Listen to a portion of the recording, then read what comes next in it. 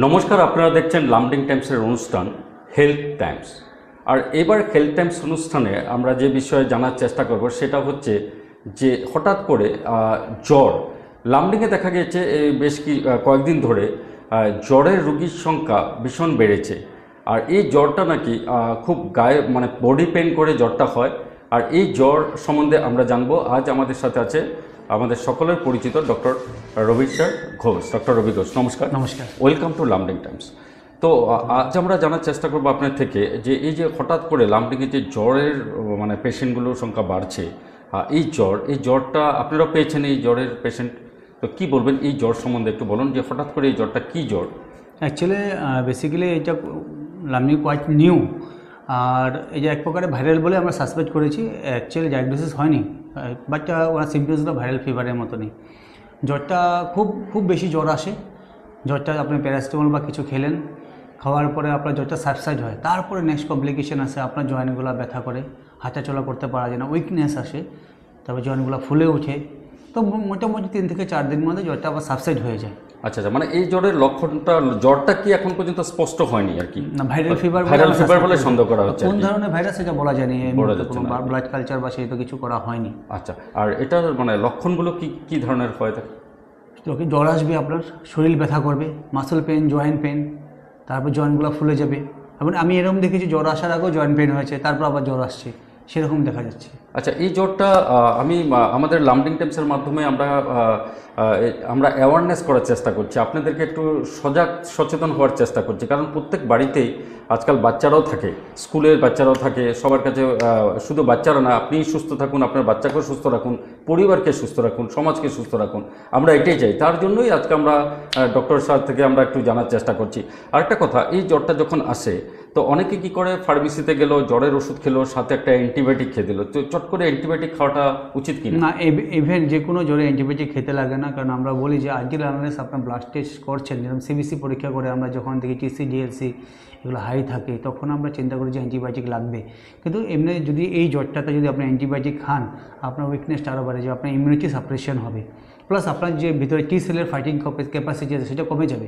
সে যে ইভেন্ট যে কোনো, শুধু এই জ্বর না, যে কোনো জ্বর আপনি ফাট করে ডাক্তারকে না দেখে আপনার অ্যান্টিবায়োটিক খাবেন না। কেন অ্যান্টিবায়োটিকটা যখন আমরা দেখি ম্যাক্সিমাম দোকানদার থেকে নিয়ে 1-2টা করে খায়, তারপরে জ্বরটা হয়তো ভালো পেয়ে যায়। কেন বিকজ ভালো ভাইরাল জলদি ভালো পেয়ে যায়। নর্মালি অ্যান্টিবায়োটিক একটা কোর্স থাকে, 5 থেকে 7 দিনের কোর্স থাকে, তো কোর্সগুলো পূর্ণ করে না।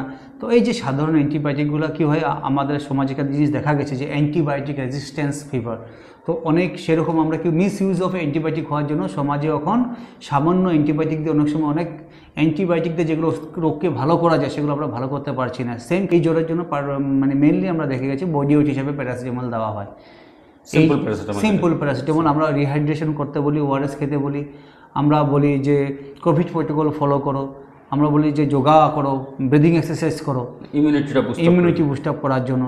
প্লাস আপনার যেগুলো আপনার যেরকম আজকাল যেরকম ন্যাচারাল কিছু জিনিস, অনেকে চামচ ব্রাশ খায়, অনেকে তুলসী ড্রপ খায়, অনেকে কাঁচা হলদি খায়, অনেকে আদ্রক খায়, এগুলো অ্যান্টি ইনফ্লেমেটরি প্রপার্টি আছে ওগুলো। এই জ্বরটা কি একজন থেকে আরেকজন আসার চান্স থাকে? এটা খুব আমরা দেখলাম যে এক পরিবারে সবাই হয়ে যায়, আশেপাশে ভাই বন্ধুদের হচ্ছে, সো ইট ইজ মানে মোটামুটি আপনার ওয়াইডলি স্প্রেডেবল, তো সবার মানে হওয়ার চান্স থাকে।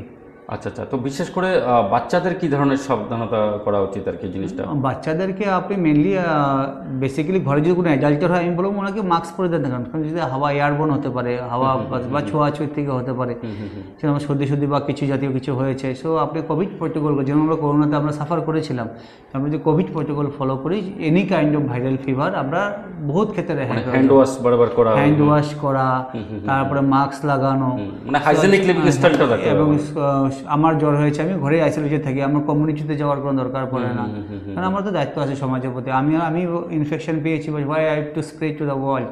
সো সেই চিন্তা করে আপনি ওই চিন্তাগুলো করবেন। আমার থেকে যদি পরিবারের কারণ আসে, নিজেকে প্রোটোকলগুলো ফলো করতে হবে, হ্যান্ড ওয়াশ করা, যেগুলো আমরা মাস্ক লাগানো, একটা কোনো অসুবিধা হয় না, তাতে স্প্রেডিংটা কম হয়, আর এটা ন্যাচারালি সাবসাইড হয়ে যায়। জাস্ট আপনার খাবার দাবার উচিত থাকে না, কিন্তু আপনার লাগলে এরকম কোনো অ্যাপেটাইজার খেয়ে নেবেন, have a healthy diet, have a good fruits খান, বেশি করে খান, আপনি ভালো হয়ে যাবেন।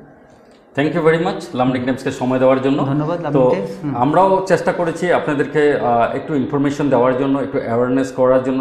সচেতন থাকবেন, ভালো থাকবেন, ঠিক আছে? এই মুহূর্তে আমাদের সাথে আছে আমাদের সকলের পরিচিত doctor Bhattacharya sir, Debashish Bhattacharya sir. আর ওনার কাছ থেকে আমরা জেনে নেব এই জ্বর সম্বন্ধে। স্যার, হঠাৎ করে লামডিং এ জ্বরের সংখ্যা বৃদ্ধি হয়েছে, এই জ্বর সম্বন্ধে কি বলবেন? কি এই জ্বর? প্রথমত আমি আপনাকেও ধন্যবাদ জানাই, যে লামডিং টাইমসকেও ধন্যবাদ জানাই বা আপনাকেও ধন্যবাদ জানাই যে এই জ্বরের সম্বন্ধে সচেতনতা নিয়ে আপনি কনসার্ন হওয়ার জন্য। তো প্রথমেই বলবো এই জ্বরটা আমার যতটুকু মনে হয় ইটস এ ভাইরাল ফিভারই মনে হচ্ছে। কারণ এখন ইটস আমব্রেলা টার্ম, যেটা অনেক রকম ভাইরাস আছে, যেখানে আরবো ভাইরাস আছে বা ইনফ্লুয়েঞ্জা ভাইরাস আছে, এই ভাইরাসেরই। আর ভাইরাস সবসময় মডিফাই করে বা ওর স্ট্রেন চেঞ্জ করে। তো এটা ভাইরাল ইনফেকশনই এক নম্বর কথা, তার জন্যই জ্বর হচ্ছে। এখন এইবারের যে সিমটমগুলো দেখা যাচ্ছে একটু ডিফারেন্ট সিমটম দেখা যাচ্ছে, যে ডিফারেন্ট সময়ে ডিফারেন্ট সিমটম দেখা যায় ভাইরাল ফিভারে। যেমন কোভিডের সময় দেখা গেছিল টেস্ট নাই হয়ে গেছিল, তো এবারও আছে কিছু কিছু পেশেন্টের টেস্ট নাই হয়। এছাড়া জ্বর তো প্রচন্ড পরিমাণে জ্বর হয়, শরীরে ব্যথা হয়, জয়েন্টে ব্যথা করে, তারপরে কারো কারো র্যাশ উঠে, কারো পাও ফুলে যায়, মাথা ব্যথা করে, তো অনেক রকম সিমটম। এটার মেইনলি আমি ভাইরাল ফিভারই বলবো। হ্যাঁ, এখন আপনি প্রশ্ন করতে পারেন যে আপনি কেন বলছেন যে এটা ভাইরাল ফিভারই। আমি এই জন্য বলছি ভাইরাল ফিভার, যদি আমি জ্বরের অন্যগুলো টেস্ট করি, যেমন আমি ডেঙ্গুর টেস্ট করলাম, ম্যালেরিয়ার টেস্ট করলাম, টিবির টেস্ট করলাম বা টাইফয়েডের টেস্ট করলাম, ওইগুলো নেগেটিভ আসলো, ঠিক আছে, তাহলে আমি কনফার্ম হয়ে গেলাম যে এগুলো ওইগুলো জ্বর না, এটা ভাইরাল ফিভার। আর মানে কি ধরনের সাবধানতা অবলম্বন করতে হবে? হ্যাঁ, এটা মেইন কথা হলো, মেইনলি হচ্ছে যাদের ইমিউনিটি কম, হ্যাঁ বাচ্চা বয়স্ক সবারই হয়, যাদের ইমিউনিটি কম বা যারা এরকম প্রন এরিয়ায় থাকে বা কোনো একটা ভিড় ভাড় এলাকায় যাচ্ছে, কারো স্নিজিং হচ্ছে, কারো হাঁচি হচ্ছে, কারো হচ্ছে অ্যারোজল, এটার থেকে আরেকজনের কাছে এটা যেতে পারে। বাচ্চাদের হয় বা ইমিউনিটি কম যাদের হয়, যখন ফাইট করতে পারে না তখন সেটাই জ্বর আকারে দেখা দেয়। আর একটু সাবধান থাকতে হবে, মানে হ্যাঁ, পারলে মাস্ক পরে থাকলে বেশি ভালো, কারণ ভিড়ভাড় এলাকা বা যেসব জায়গায় বেশি হচ্ছে ওইসব জায়গায় অ্যাভয়েড করলে বেশি ভালো হয় একটা। কারণ একজনের থেকে আরেকজনের স্নিজিং হবে, বলবো না যে শোয়াচ্ছে বা ওরকম কিছু না। আর 2 নম্বর কথা, এটাই তো সাইন সিমটম লক্ষণ বা যাই হোক কিভাবে হচ্ছে। আর ভাইরাল ফিভারের অ্যাজ ট্রিটমেন্টের দিকে দেখতে গেলে সেমন কোনো ট্রিটমেন্ট নেই। অনলি আমি 3টা জিনিসই বলবো, 1 নম্বর বা 2টা জিনিসই বলবো। জ্বর আসলে প্যারাসিটামল, সিম্পল প্যারাসিটামল আর ফ্লুইড, লিকুইড জিনিসটা প্রচুর পরিমাণে খাবে। সেটা ওআরএস হোক, সে ঘরে চিনি লবণ লেবুর শরবত হোক, সেটা ডাইলের জল হোক, সেটা ফলের রস হোক, লিকুইড খাবে আর প্যারাসিটামল খাবে। ভাইরাল ফিভার এমনি সেলফ লিমিটিং, আপনি ইনফেকশন হচ্ছেন আমার থেকে, যাদের হয় তো তাদেরও একজন ছাত্র থেকে অনেক ছাত্র হতে পারে। হ্যাঁ, ওরা একসঙ্গে যদি থাকে, একজনের যদি ভাইরাল ফিভারটা হচ্ছে, ওরা যদি হাঁচি মারে, কাশি দেয় বা ওদের সঙ্গে ওটা হতে পারে, এটা ভাইরাল ফিভার না, ওটার জন্য। থ্যাংক ইউ স্যার, আপনার মূল্যবান সময় লামডিং টাইমসকে দেওয়ার জন্য। ভিডিওটা লাইক, কমেন্ট, শেয়ার করবেন, সকলের কাছে পৌঁছে দেখুন। আমাদের উদ্দেশ্য আপনি সুস্থ থাকুন, ভালো থাকুন, আপনার পরিবার ভালো থাকুক, সমাজ আমাদের ভালো থাকুক। হঠাৎ করে লামডিং এ এই যে জ্বর বৃদ্ধি হয়েছে, জ্বরের সংখ্যা বৃদ্ধি হয়েছে, কি এই জ্বর? আর এই জ্বর নিয়ে আমাদের কিন্তু ভয় পাওয়ার কিছু নেই, প্যানিক হওয়ার কিছু নেই, সাবধানতা হতে হবে, আপনাদের সজাগ সচেতন হতে হবে, এটাই আমাদের উদ্দেশ্য ছিল, সজাগ সচেতন করা। প্রচুর পরিমাণে লিকুইড সবসময় একটা জলের বোতল বা ওআরএস নিয়ে চলো, ব্যাস ওইটাই। সুস্থ থাকুন, ভালো থাকুন। ভিডিওটা লাইক, কমেন্ট, শেয়ার করুন, সকলের কাছে পৌঁছে দেবেন। ধন্যবাদ।